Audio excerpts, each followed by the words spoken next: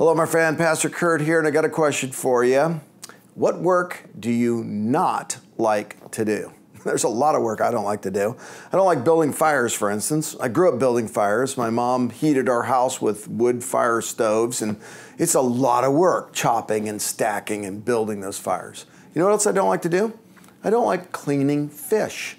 People say, Curt, you're a fly fisherman. Do you keep the fish? No, catch and release, man. I want there to be more fish in the world, and I hate cleaning them and caring for them. I like to fish all day, go home, and eat a steak. It's very nice. And you know what else I don't like doing? I don't like making bread. I love fresh bread. I used to make bread all the time, and well, it's just a lot of work. All that kneading and rising and baking. And the point of all that is, that's how Jesus spent his last few hours on earth, building a fire, cleaning fish, and baking bread. If you were God of the whole universe and you came down to earth and you spent 3.5 years teaching the disciples and you endured the shame and torture of the cross, then you conquered death and you knew you were about to launch the greatest movement that history had ever seen, what would you do with your last few hours? Well, Jesus spent them serving, building a fire, cleaning fish, and baking bread.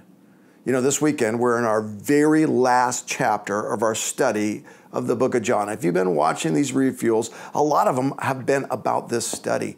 And this little part where Jesus makes the fire and he cleans the fish and he bakes the bread is so instructive for us. There's a reason why Jesus spent the last few moments of his life working for us.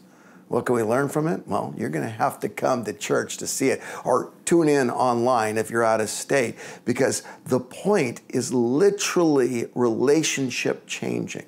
If you'll get what Jesus is trying to teach right at the very end, it'll make all your relationships different. So get to church this weekend, or tune in online if you're out of state, and learn what Jesus does at the very end of his ministry.